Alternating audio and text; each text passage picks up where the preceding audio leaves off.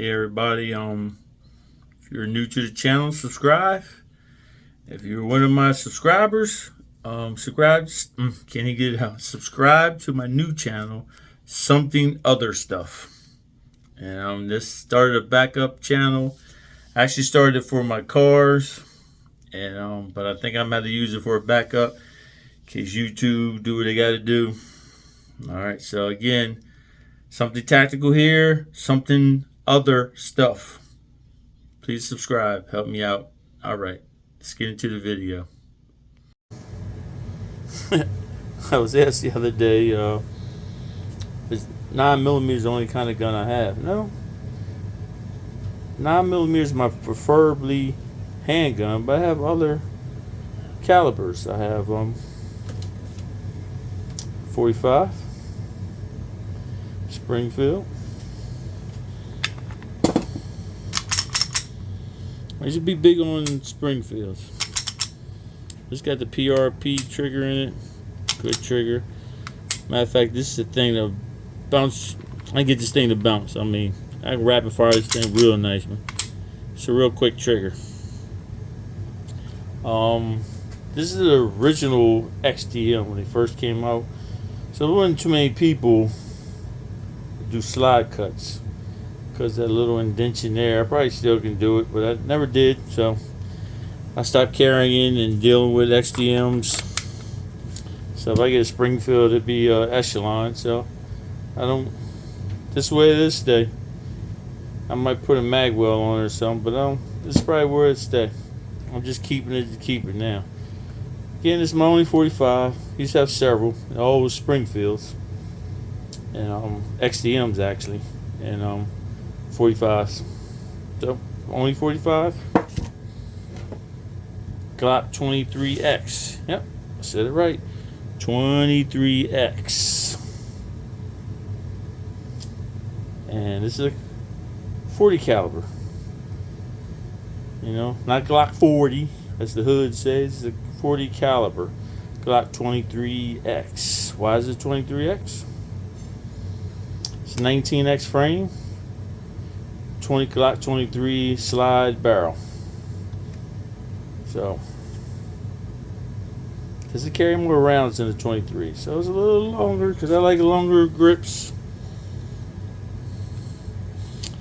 And again, I've done dial this one up. You know, every now and again I got to dial a gun up, so some troll go, "Oh, that's horrible! You don't do that. The gun's just messed up." Yeah, I just do it just for them, you know. So I got the Blacklist barrel. It's a Boogeyman custom slide. And it's crazy about this. The new 23s when they first came out of Gen 5s are thicker than the Gen 4s. Boogie said they got it, but it took them a while to bring this back. So I don't know. They even said, you know, they ain't dealt with it yet. So they was trying to figure it out. So they're normally 30 days, but they had this probably 60 days. They did a good job, but I think they was trying to figure it out. And because they held it for a while. And like I said, I think this is the first one. They should have thanked me sending the first 23 over there. So I don't know how many they did. And got the Boogeyman Customs. Boogeyman Customs. Overwatch trigger. Amazing trigger. When I was heavy in the Glocks, that's all I would put in it. The only thing you gotta be careful with Glocks, if you change the connectors go bad, so you don't need a switch on these. If that connector go bad, you now have a switch. It becomes a automatic pistol, so you gotta stop shooting that before you go to jail. But that connector goes bad, it would actually it'd be like a G-Flex, because when that connector goes bad, you pull, fire, and you let go, it's going to fire again. And that's how you know you got a bad connector. That's normally the telltale sign. Because after a while, it'll start bending out.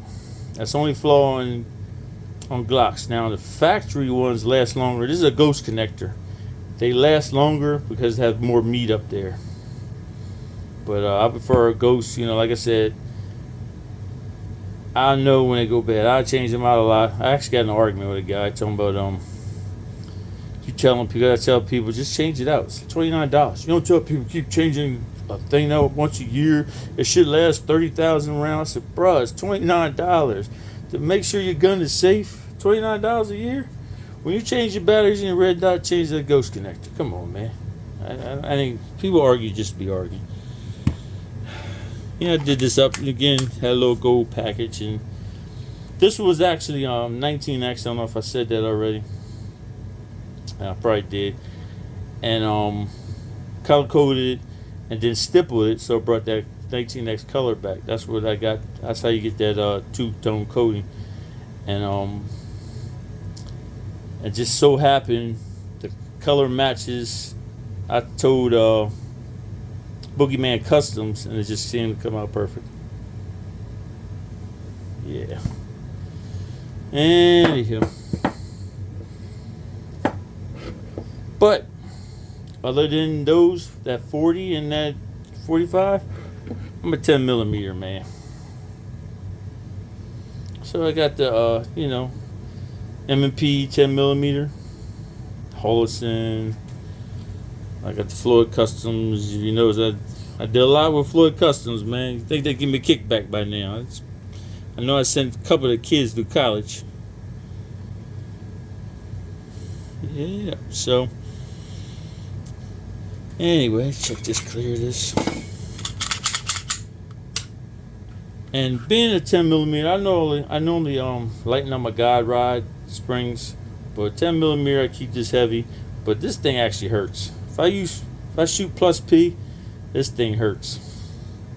I mean, I'm a man enough to carry it and shoot, but it's just being a guy that likes to shoot soft 9 millimeter and have my gun dialed to shoot soft. This thing hurts. I mean, it kicks in your hand. I'm thinking about getting the longer slide, the longer one, or get that new compensated one. Who knows? I like M&Ps. I like the way they feel. I want that metal. Yeah, so I'm looking at a little bit of rust on here. That's how long I've been has this thing sitting. That's why you hear me hesitating. I'm actually looking at the gun, see little rust spots. Yeah, have my well, anyway, and the location I have mine is not the best location, but I got all the dehumidifiers and all that other stuff, and still don't think it's the right place. But I keep an eye on. So the guns I'm sitting for a while, it's going to start to look like get a little tarnish on it, but I get them back. Ain't gonna kill them. You always can go send them back out, get them colored. This is man, I forgot what this trigger is. I think this is I'm not going to guess, because last time I said something wrong, and the manufacturer that said it wrong had to check me, so I don't want to get in. I actually forgot what trigger this is. Because it's a mixture. It's the Apex springs and everything, but this trigger is different. It's not an Apex trigger. And I might be wrong. This might be PDP, PRP trigger. I just don't want to say the wrong thing. But it's not an Apex trigger. But the springs and everything are, because I had a friend of mine, I was putting a trigger in for him. And getting this pin in on Apex triggers, if you don't do it right, I ended up smashing his trigger shoe. So I had to buy him a whole new kit. So I bought him a whole new one, put the trigger in for him. So I kept all the springs and everything I paid for. So I kept all the extra springs. So I got this shoe and the trigger bar, and redid the springs. But this thing's phenomenal.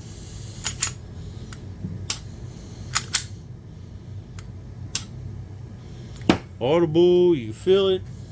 Anyway, 10 millimeter, hurts like shit. That's not rusting. Well, a little bit of rust there. Ew. I'm gonna have to go do my guns. That's it. My favorite 10 millimeter, Glock 20.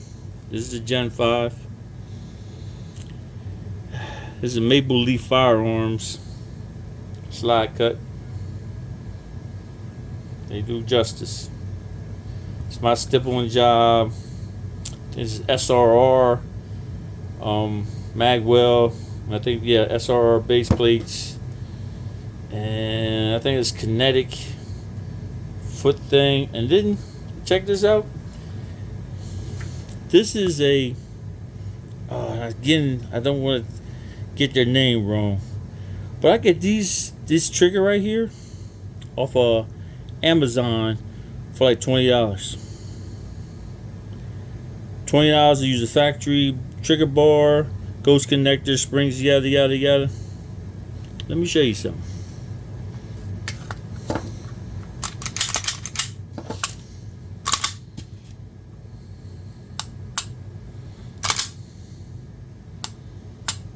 I mean, I gotta do some little tricks to the trigger bar, but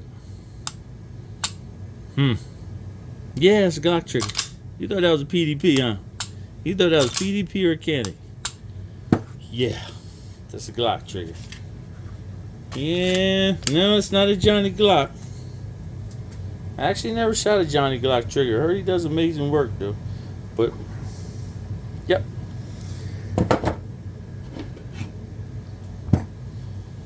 Glock 40. This is a real Glock 40, not the 40. Yeah, anyway.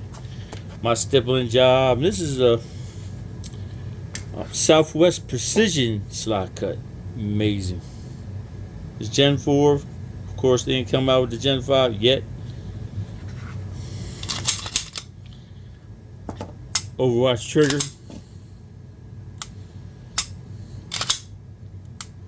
Like I said, I do the little dance on the springs, a little manipulation on the trigger bar, and a ghost connector. SRR, Magwell. The TR9 is sweet. I'm telling you, that thing is sweet. Yep. So that's my Glock 40 10mm. 10mm. 15 of them. And still not a fan. I would never get rid of this, but still not a fan of them SIGs. I don't know. Luckily, I got into them before I started buying them because I wanted something different. I was tired of Glocks. I was like, I want something different. Let me jump on the SIG. These got to be good. They had that drop problem. I said, yeah, I'm gonna leave them alone for a while. Yeah, this is a good gun, but every, definition of a good gun, but doesn't compare to any gun I have in my collection. This is probably the worst trigger I have in my collection. Feels good with speed pedal and all that other stuff. I mean, it feels good in my hand. I like the looks. The looks is sexy. Magwell can be better. It looks like a saucer pan. I hate that. It's no real design. Just looks something round. I like little design. Something that looks like something on Magwells. If you notice, I like Magwells. But its trigger is this is the the X10 comp. And I really don't feel the compensation actually really working on this. It's a good shooter, but it's just, yeah, the guns I have that's comped, it's just, I don't know. It's just, I feel no difference in this than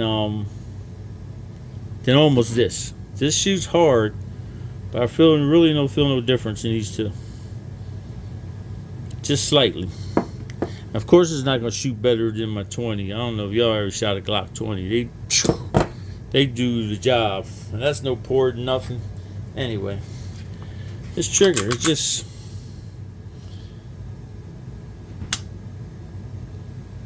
See that? I just reset, long,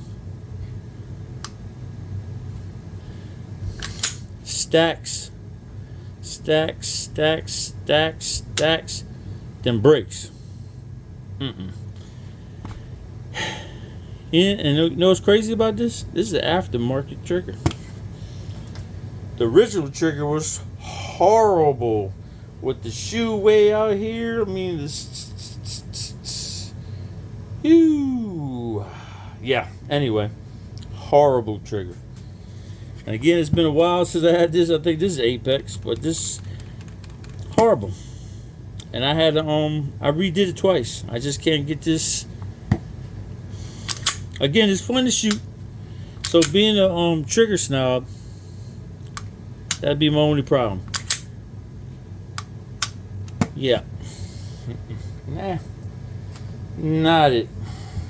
I wouldn't carry it. It's fun at the range, but it's not a gun I go, hey guys, check what I got. I wouldn't do it. I wouldn't do it. I see all this 365 fuse, whatever it is, and yeah, I just nope. I shot a macro, don't see it, don't feel it, don't see nothing wonderful about it. It's, you know, they say, well, it's got the comp and it's dialed down. Nope, don't see it. Don't see it. I can shoot a regular. I got a 19 with no comp on it. Outshoots that macro. My 48 outshoots that macro. Yeah. Anyway, not this Bash Sig. Like I said, I wouldn't get rid of this. I like it, but I would just wish they were Canik, Walter PDP level. Sig, I'm not Sig, but a CZ level. Look like a CZ. Look like it's ready to go. Nah. Horrible. Horrible. Alright. Sorry, Bash Sig, man. Again, if you're not a trigger snob, or most people aren't, well, I don't know the percentage.